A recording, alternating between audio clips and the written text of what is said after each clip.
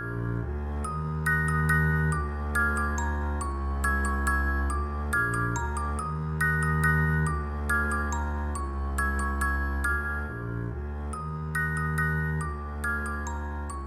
to Podcast This Escape, the podcast where we talk about the escape room we escaped from in the previous episode of this podcast. Edward, Daniel, we did it. We escaped your room. You did, by the skin of your teeth. I believe I actually have an image for you of your new passport image. Oh yes, we didn't see the passport. It's now got. Oh, we got our lovely genetic spiral from all of our G, C's, and A's and U's and T's and G's and C's and A's and U's and U's and J's and G's and J's. I hope that because we didn't go into a full explanation of what of the science of what was going on there. I just said, oh yeah, this is exactly how triplet codons do look. For people who don't know, the super baby explanation is the DNA is a code, and the code is made up of letters. It's usually A, C, G, and T. But it can also be in its RNA form, A, C, G, and U. And so those were the ones that we were messing around with there. And those things code for proteins. They are these blueprints that make your DNA your body create stuff. And so that's why we were using those letters to create stuff. And they happen to come in threes. You were, in fact, working with RNA the entire time, and that's why you had an ovomizer. Because ovomizer is an anagram for ribosome.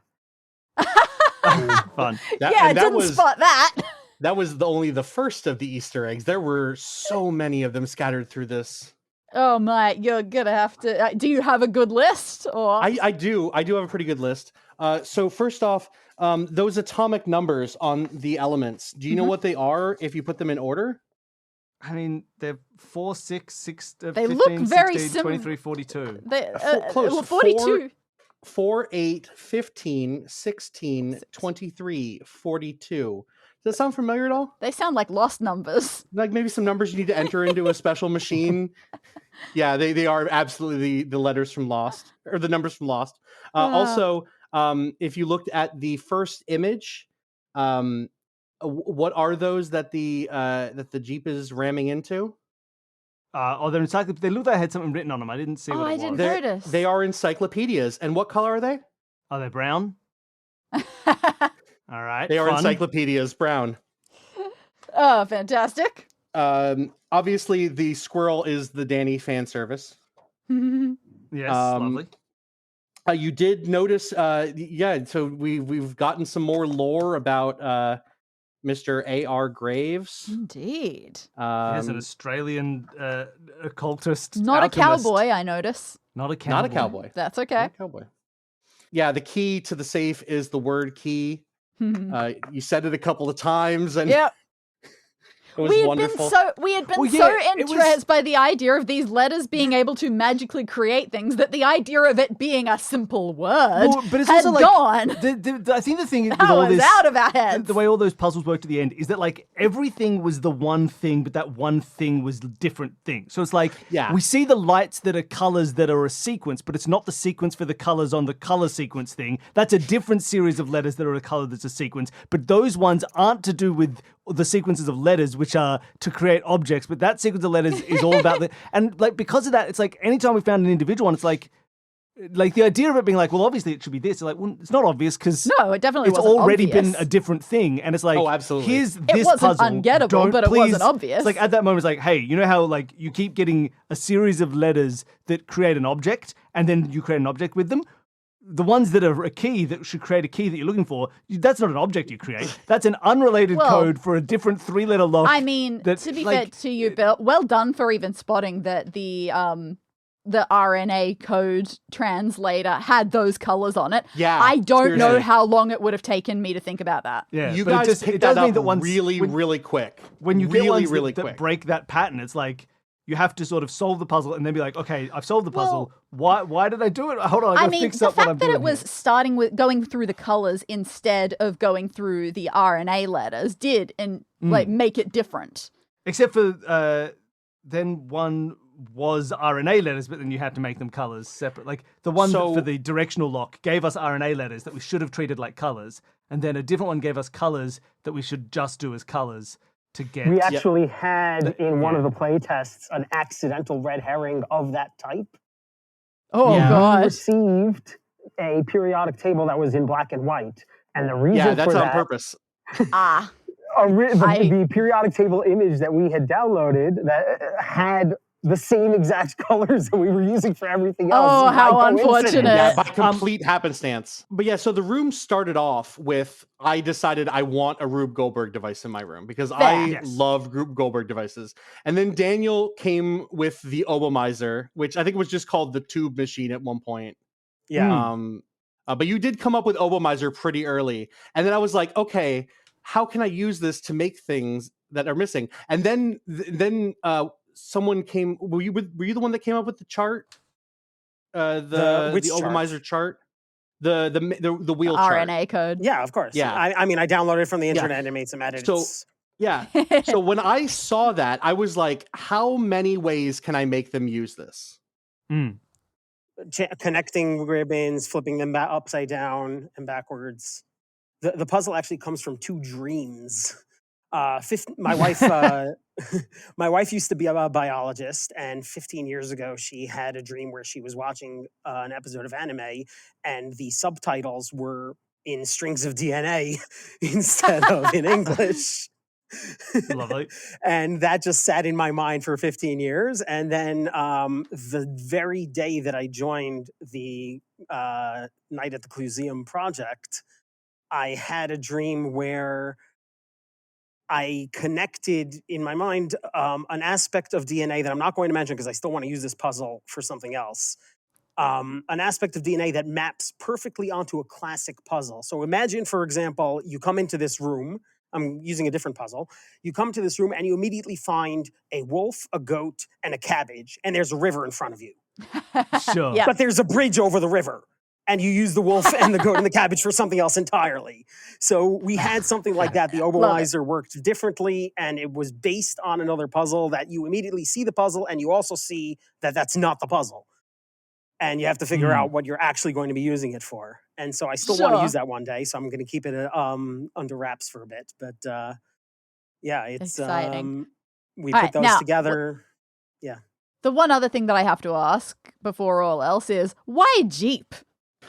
So I was looking for a sponsor for the room. I thought it would be funny because every museum that I go to, especially science museums, they always have that one exhibit that's sponsored by someone that has no right to be sponsoring that exhibit. Like Monet's water lilies brought to you by Monster Energy Drink or something. Like I was like wanting something that was incongruous with the subject matter that was in there, and I already had a Jeep in the Rube Goldberg device, and then someone was like, "Why don't you just use Jeeps?" And I was like, "Okay," and then I just kind of went with it and added more of them. Originally, it was Mentos and Diet Coke, and then I decided that they don't get mentions because they didn't pay. Well, obviously, we'll bleep out their names there so you don't get mentions, but everyone knows who they are, and they're not getting paid for this, so they can deal with that. I did. Like, it was an interesting one because there were a lot of things where we got pieces, but we didn't know what our goals with those pieces are, which is how some escape rooms go, like where you get pieces first and then goals second. Some are you get the obstacles first and get the means to solve them second. So it was more this way. But it did mean that by the end, I was more confident than at the beginning with things. It took a while to get there, but I will say I really, like, as a highlight, I did really enjoy being able to translate those DNA codes. That was definitely something that works for me. But then at the very end, being able to say, oh, we want to rearrange one of these words, turn something into a B, I really enjoyed that. And then I felt good about just the, and the right, I got to stick my passport there. Yeah, that was a great little shout right at the end. I was like, I wonder if it was kind of like mentioning that you'd brought in stuff early on, and Like you remembered and then you didn't do anything with it. I was like, I hope she remembers. Yes, it was absolutely that last minute of going, wait, this is the thing that we have been doing in every other room. We need to fill out this passport and a brand. This makes sense. I wonder if it would have been a little bit nicer to have if really like it was super clear to put the passport. Like that wasn't part of the puzzle. Like it was just like this is like place passport here or place here for branding. I mean, it was a small rectangle that said place here. I think that could be on us. I think the problem we found a small rectangle that said place here and 4 immediately rectangular afterwards we right happened to look at 4 cards. So we're like, great, so we have to place one of these years here, and I just kind of didn't think about it for the rest of the time. Because my only other issue was at the end it was like we'll change grand to brand, and I was like, may as well. It's a word. I wasn't like, yes, the brand. We want a brand. I was like, I guess like the plane can hit the brand and break the brand open, and that might open the door. Maybe we'll see what happens. But like, I think maybe if we'd had like this is a place where your passport will get branded. We could then be like, I need a brand. And then when we find the B, be like, oh yes, that's it. We've had a bit of a gap between room 5 and recording this one. I think that if this had been part of our first 5-room block, we would have been more keyed into that, because we have done that. We have put our passport down somewhere for it to get marked in some way, and all the others. But we're just rusty. For this one, it was just a bit like and so it made like looking for the brand at the end. It was like, I don't know how this Rube Goldberg machine is going to end. I think it was going to open the door for us. My problem was I totally said, great, let's change this grand to brand. I totally get that. It's going to be a big Jeep logo. And I thought it was going to be a big Jeep logo too. I forgot that brand had multiple meanings. To be fair, the room does end with a giant Jeep logo. That's true. It just takes the place of the Obomizer. Also, I will say you did actually have one other thing in the room that you completely forgot about, and it's probably because of the gap in the recordings. Oh no. What was that? Maybe something you got in the very first room. Oh, I flicked back to my first room notes going, I know that we got something in that room and that I thought I drew it, but I can't find it in my drawings. I mean, we had a map. No, there it is. It's a ring. We have a ring? We got a ring. When did we get a ring? In the room 1. It's there. I drew it. Oh, it hasn't popped up in any other room since. That was the thing that I actually wanted to put in the Obomizer as a test thing when you said that we've got stuff with us. But I flicked back to my drawings and I couldn't see the picture because I've just stuck it right in the middle of all my other pictures. No, this hasn't come up since. And didn't really come up in this room either. But I drew it and I've remembered it. Now, are things continuing to get creepy, Bill? No, because we had a creepy guy following us last episode, and now he's not here anymore. All right, you did encounter things in a very strange order. You was that right? The things in the. You waited until the very, very end to investigate the tubes, Obomizer, the tubes. So tubes are scary. I gotta say, I think we would have been overwhelmed if we'd done it the other way around, because we would spend the whole time looking for little chords and combos. But you collected a lot of ribbons before you encountered the Obomizer, and most of the playtesters got a ribbon and the Obomizer in quick succession, and we actually had usually a bit of a problem. It's like lab bench, aquarium, Obomizer is like the order that they've been tending to. I thought we only got our first ribbons out of the tube that was in the side of the Obomizer. I don't think we had any ribbons before. You did. Yeah, no, that was where they got their first ribbon. Yeah, but you got the ribbons from the scientists. We had the. Oh, that's true. They did give us those, early on. That's true. That's true. I mean, trying to figure out and predict what order players are going to do things in a room, it's always fascinating. It's hard. It's hard to balance, because I had to make sure that all of these puzzles were solvable in theoretically any order. Oh yeah, it's because the only one that really gatekeeps everything is the logic puzzle with the scientists. That gatekeeps the chart, so you can't really solve anything until you finish that one. That's true. But that also requires you to really examine the room, because you need to have the date placards, you need to have the flags. So that requires that you interact with the pedestal and the Obomizer. Which is good, because it does lead to that. It does lead to the classic escape room thing of like, that people will have a lot on hand by the time they basically sort of like start locking in any solution. So then they get to It's like search, and then solve, which is a nice, so they don't just like solve a bunch of stuff and then wait ages before doing any other puzzles. So it's a nice, like, it kind of forces that. That is true. I never felt like we were at a gap between puzzles. Yeah, exactly, which is nice. You are the only ones who did the scientist puzzle before you got hold of the flags. And I was looking at Edward the whole time saying, oh my God, how is he going to handle this? Because you're putting everybody in the right places, but you don't have the flags yet. Are we also the only people who solved the scientist puzzle and then had to go back to get the puzzle and then it stopped being solvable? Because we had solved it and you're like, don't use your outside knowledge. It's completely solvable without any outside knowledge. And we did it. And we needed our outside knowledge in the end. I will say that I am thoroughly hoisted by Mind Petard, so thoroughly, yeah. I like immediate eating crow. Logic puzzles are horrors to write. They are. People listening So at what home, happened with playtests for that? Don't do 'em. Did other people just sort of go, oh, we know he's a chemist, or how did other people get to the end of that puzzle? They must have been following, or they made the assumption and didn't make the realization that I pointed out that like just because this doesn't mean that this isn't. Just because maybe. A does not imply B. So, but like also assuming that somebody had a particular trait and forgetting that there was this one unknown person who might also who could have had any of that. That's the only thing I can think of is like every single person just didn't make that connection.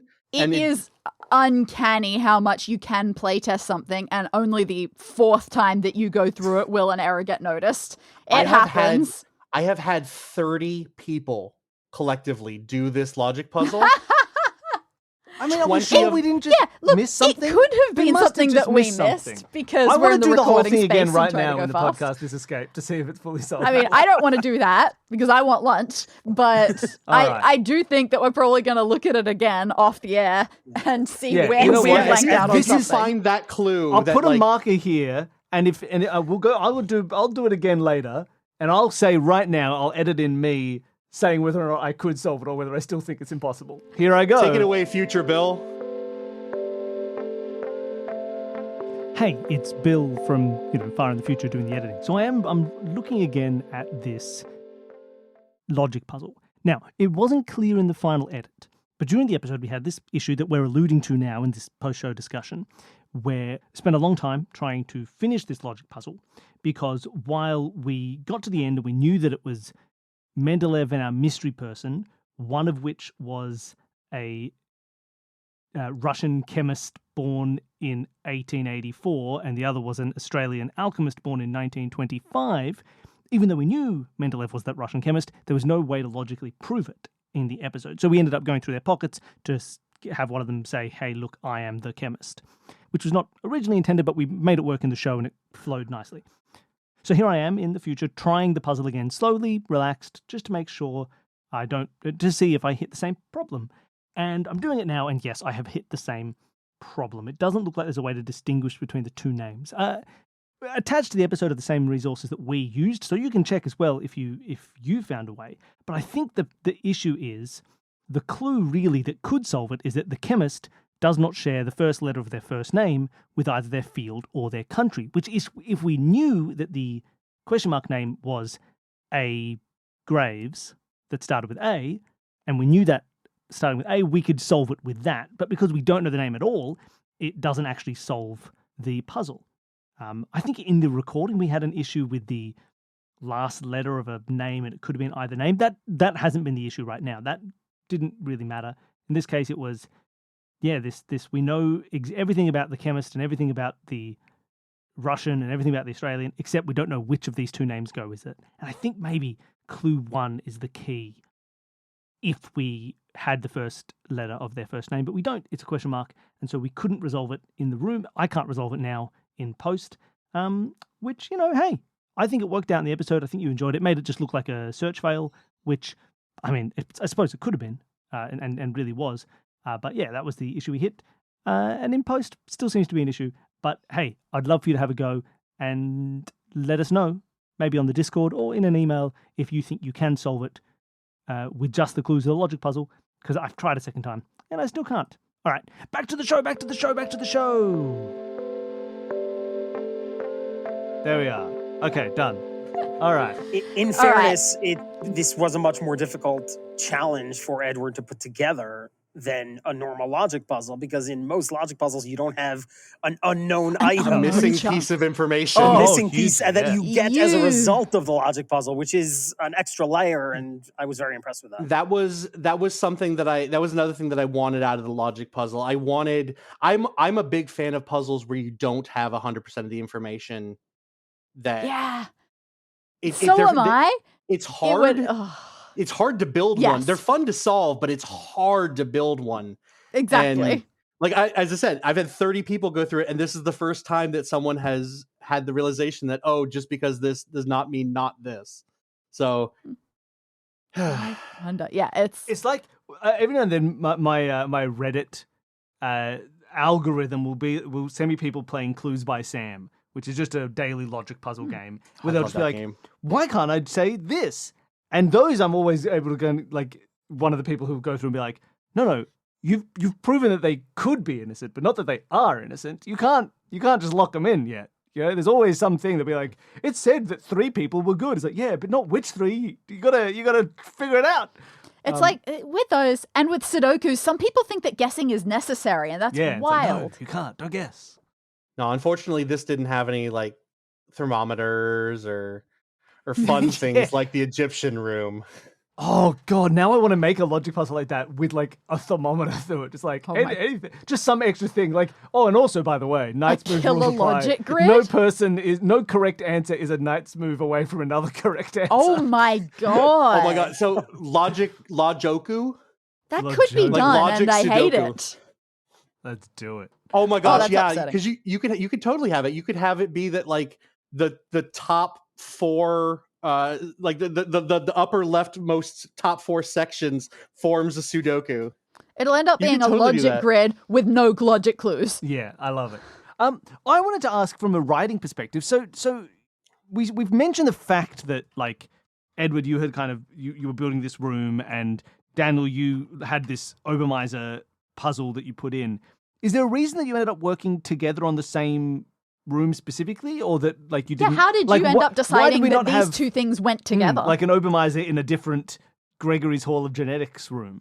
I think we didn't really have a genetics room set It was up. serendipity, really. And Daniel came to me, like put forward this proposal. He's like, "Hey, I've got this crazy wheel that does weird stuff," and I was like, "That looks vaguely sciencey. Let's work together and figure this Get in out." the room. Pretty much, I yeah. do- But like I said, I had the dream the very night that I joined the group, before we assigned roles to anybody, rooms to anybody, anything. And I just mentioned, yeah, I just had this weird dream last night. And then we decided to actually use it. And that's how we ended up working together. I kind of appreciate Yeah. like hearing, oh, this is going to be a Rube Goldberg machine room. If I were going to pick any science that I expected it to be about, I would have guessed that it was all physics, and that would have frightened me a lot more. Yeah, I originally did have some so the original version of the Rube Goldberg device was 50 steps, Oh my god! and each of the 5 sections was themed around a different sphere of science. Right. Mm. And then Okay, I so yeah, realized, you can make that your own connected arc. yeah, and then I realized, oh, that's really dumb. Don't do that. Or rather, you could do that if you didn't have any of the rest of it. Like that's a room Right. where you don't put an Obermeiser Yeah. in that one. That's a room you go, That there's is- one that is puzzle, strictly- and that yeah. one puzzle is the Rube Goldberg machine, and you break it into parts and you get clues for each part. Like that's a room. 50 steps is still a lot, but as long as you're not making all 50, as long as it's like really 50 steps, it would be like 10 steps per panel, and there's one thing missing per panel, so it's 5 things you need to add, so it's 5 big puzzles. And you end That's up with what it one was, room. but the Yeah. problem is just having 10 steps per Oh, yeah, section is a lot. was just too much. It was too much. And And yeah, there was oh, a surprising amount of things that like fit into multiple spheres of Yeah. science if you start like breaking it down, and you're Of like, course. okay, so does this involve, like, this is a chemical reaction but it's involving heat, is this physics or is this chemistry? And then Yeah. it's just a whole And I'm thing. sure also like things that go in a Rube Goldberg machine probably like really they like boil down to, does it push, does it move, does it fall, does it heat? Oh, the And basic that's it. Archimedes. They're the only things you can do in a Rube Goldberg machine. And we're done. So it's just this pushes, and this is a different pushing thing. And it's like, why don't I change them and put one in the other place? Like, oh, good point. Damn. That's They both push. quite literally how I ended up designing this device. Is I figured out, okay, well, I wanted to go from here to here, and I wanted to be a thing that pushes another thing. So it was just objects, and then I figured out what would be the funniest object to put in that spot. I remember we had to do a Rube Goldberg machine in like a Nancy Drew. Yeah. And I feel like that was the same, which is that every object could do anything. It was completely nonsense. arbitrary. And so we just had to spend like 2 hours in game going, I've got 8 things. Number 1 in this spot. Does it go? No. Number 2 in this spot. Does it go? No. Number 3 in this spot. Oh, that one works. Okay, 3 I guess is the first thing. All right, next spot. We have 7 things left. And just doing that for the entire, because it just, like, anything could have been anything and there was no logic to it. Just like, all right. That is the trouble with with Rube Goldberg devices, is that it is that exact problem. And that is specifically why there are sections that are conspicuously missing something. Yes. So that way you don't have, you can look at what's happening and infer what is needed for that spot. And I think that worked was really well. The nice. ramp was clearly obvious. The candle was really obvious. I did love the mitt. the I think realization of the candle, by the Yeah. way. That was so wonderful. Candle was lovely. Mitt, was a bit like, well, it's a hand. It needs a mitt. That's okay. And then Brand, It didn't I help that realize I we was were branding picturing a an thing. oven mitt. Fair. I was picturing like a catching mitt. Yeah, that makes Yeah. sense. It's attached to a baseball bat. That was, you know what, that was originally, it was a stick, and then I was like, I need a clue that the mitt needs to go here, and so it became a baseball bat. Yep, it made sense. Okay, so we're on the note about the Rube Goldberg machine getting cut down. But Yes. the entire room, we are aware, has been cut down substantially in editing, Yes. because you were saying it used to be literal hours longer than it has Yes. turned out. I don't want to ask what you cut because too extensively, because you could always use those. There are clearly going to be full puzzles in there that you'll be able to use for future things. I just kind of want to ask, how did you decide what got kept? So the big things that got cut is the addition of the Russian flag and the nameplate on the chemistry plinth. That cut down the time to solve the logic puzzle from like an hour and a half to like 15-20 minutes. Wow. So that was a huge, it really caught me off guard how much that affected things. But I think 2 nights ago, a friend of mine and I were able to get it done in that time, and I was like, okay, that's perfect, because it doesn't take an hour plus. That's good. The other big thing that got cut was I originally had as you point out, I had a 5th item that was missing from the Rube Goldberg device. That was, hold on, let me see if I still have the notes here on what it was. So originally there was a 4th ribbon that was broken down into 4 pieces, 2 of which needed to be reversed, and that felt unfun.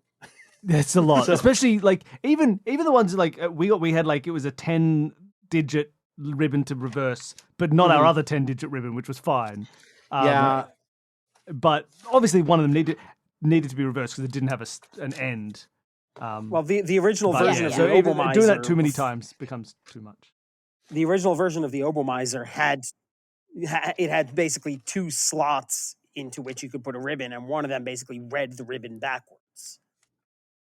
And then when we decided, and that was already difficult enough to communicate. And when we decided that we wanted you to have to flip part of a ribbon and connect it to another part of a ribbon that didn't need to be flipped, that's where the mirror came in. And then once you had the mirror, why do we need the 2 slots in the Obomizer? Because anything you want to run backwards, you could just do in the mirror. So all of that got cut. Yeah. And then that's what I mentioned. Do you want to tell them about the ray gun? Oh, do we want to come clean on our one piece of dirty science that's not actual? The chart is the actual RNA to protein chart. There are 20 proteins that are coded for in human DNA that each have an assigned letter. And there is one more protein that is very, very rarely used in humans, when a selenium atom is attached to something, and that's what the selenizer joke was in the pamphlet. Yeah, right. And there's one more that is only used in certain species of bacteria. And the pamphlet and the wheel are entirely accurate to how RNA gets translated into proteins, with one exception. And that is that I remembered from science that when you copy off of DNA, you're basically copying the reverse. So if it's A, Sure. it changes to T. If it's C, it changes to G. Yep. And so I thought that the RNA wheel would be the reverse of the DNA wheel. And when I saw that Ray translates to I B, see. I thought that it should be YAR for RNA. And I only found out yesterday that it wasn't, because there's actually a secondary step between the DNA and the RNA where it gets flipped to something I forget what it's called. Oh. It gets flipped to something and then it gets flipped back to the RNA. So the RNA and the DNA wheels are actually exactly the same. So you actually were supposed to use a ray gun, but we decided to keep it as a YAR gun because number we one, had a mirror. Yeah, we had a mirror you could reverse things in. So why wouldn't you No, want to shoot of a YAR course. gun? Yep. and also because Oh, it was man.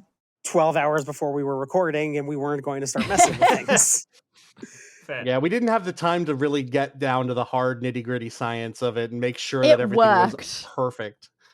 Yeah. No, it was solid. Yeah, Like, perfectly. I saw that wheel and I went, oh man, we've got triplets and start codons and stop codons. This checks out based on what I remember. And it is the actual, I took an actual RNA wheel, edited a bunch of stuff out. Our art department for the team helped out with that also, putting things, because I'm terrible at visual stuff. Yeah, so honestly, just a quick shout out to Leah and Albert in particular. Yes. has been Albert designed all of the ribbons, by the way. So shout out to them for their awesome work. Nice. Also, you were talking about roles. I'm more than just a room runner. I'm also one of the story supervisors for the arc. For the whole arc? Of the whole arc. And there's some weird stuff that started off at the beginning that I can't talk about, but maybe someday. But yeah, We'll do it in the our continuity of all post-season of party. this. Yeah, the continuity of all of this has been insane to keep track of. I know that there are references in the final room to a bunch of previous rooms. There's references in my room to previous rooms and to future rooms. I think every room has at least one reference to a room that is other than it.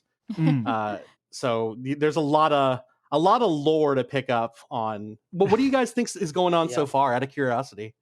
Well, so far we've followed a girl into the museum that we know was made by Graves, who now we know is an evil alchemist. We don't know he's evil. There's no good alchemists. And what about Edward Elric? Isaac Newton. Nah, bad, terrible guy. No. He's Full Metal. Isaac Newton was an alchemist. Full Metal Isaac Newton. There are many Yeah. Come on, they're all guys. bad. Every single one of them terrible. That's right. Is that the official stance of the Escape This podcast? That if you're an all alchemist, you're a bad guy. We've got every single one of you here. Oh, by the way, this room originally Where did you had get an all that alembic lead, in it. huh? This room originally had an alembic in it, and What's I had an to explain to people alembic what an is like alembic a was. glass thingy that goes. It's is that like two bulbs attached by a? It's How do the I bulb spell with the taper off. Yeah, it's got a like a thing little thing that used goes for whoop. alchemy. Oh, I see. Yeah. I see. Gotcha. Yeah, originally You're right. theming, originally the theming was there was a bunch of items that you had to find. Originally the plinths all had the dates and they didn't have the theming, so you had to put the correct theming thing. But then it made more sense just to take the plates off and have the heavier stuff in place. Set in. It just looks like a fractional distillation it setup. does a bit, Yeah, that's exactly what it is. Yeah, cool. I remember my science words. But no, in terms of what's going on, like really, we've been chasing Eve through the museum. Apparently, someone has been following us. I don't know who that is. And That various appeared at the stuff end of last is one. coming And to things coming life. to life, and we're getting our passport stamped, but I don't know where it's leading. No, it's true. It's not like I'm theorizing a twist ending that's coming for us or something like that. So no, I am. Yeah. Where do you think you're headed next? Still light. Oh, where's now our that map? is a question. Let's get our map open. Where do we think Let's we're get that headed map next? open. Here's the map. By the way, we were just in the I hope you corner. appreciate the name of this place. Absolutely. Oh, yes. The Educational Science Center for Arts. I didn't Physics, see and it the first Engineering. time, but yes, it is the Escape I Museum. did. So we've done. We were just in 3. Yeah. So right, we started in 5, the cafe. We went inside into main foyer, and then we went into 4, A Brief History of Human History. Mm-hmm. Across down into 8, Miss Magpie's Models of Magnification. Then across into 7, Dr. Monk's Ward of Medical Milestones. Yep. Then into 2, the Whimsical World of Taxidermy. Then across to 3. I mean, it looks like we got to go 1, right? Surely we go 1-6, right? Surely.